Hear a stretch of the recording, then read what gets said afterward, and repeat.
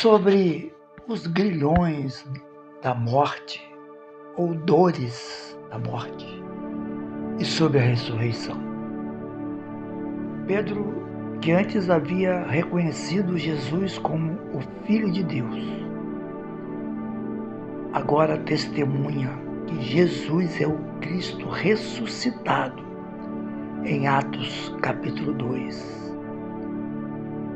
Sendo este, Jesus, entregue pelo determinado desígnio e presciência de Deus, vós matastes, crucificando por mãos de iníquos, ao qual, porém, Deus ressuscitou, rompendo os grilhões, as dores da morte, porque não era possível fosse ele retido por ela.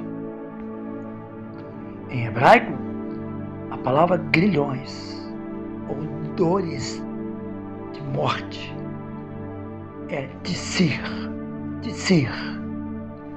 e é a mesma palavra para expressar algema ou dobradiça.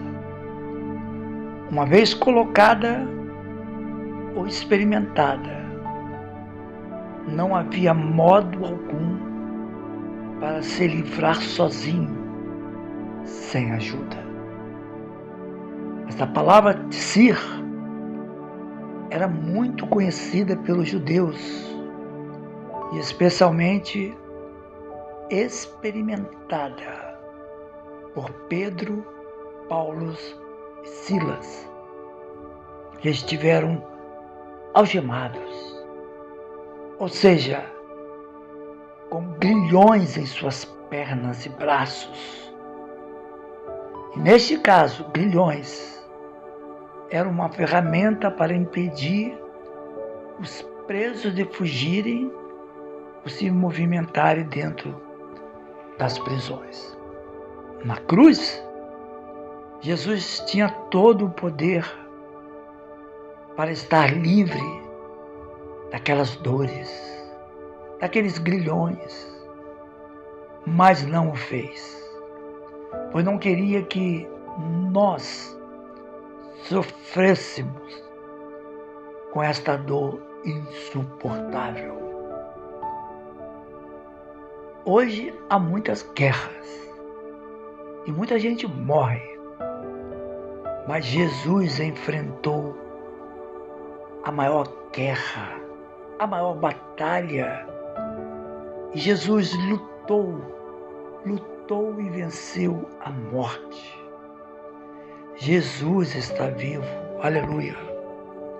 Assim, a expressão grilhões da morte, ou laços da morte, ou dores da morte, expressa ânsias da morte, pois o entendimento dos judeus era que a morte é como uma ferramenta de espera do momento para aprisionar a vida do homem, impedindo de fugir ou de se movimentar.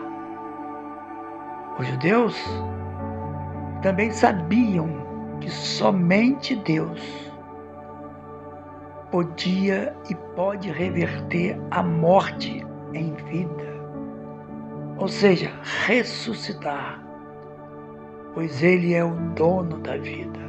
Aleluia. Conforme 2 Samuel 22 e Salmo 18, os grilhões da morte, ou dores da morte, foram profetizados que Jesus enfrentaria. Espiritualmente, grilhões ou dores da morte são como cordas do pecado que detêm a vida. Jesus ressuscitou, rompeu os grilhões da morte, as algemas da morte que detinha a sua vida, e já rompeu também as cordas do pecado que detinham a nossa vida. Os discípulos anunciaram a ressurreição de Jesus. Nós seguimos transmitindo esta verdade.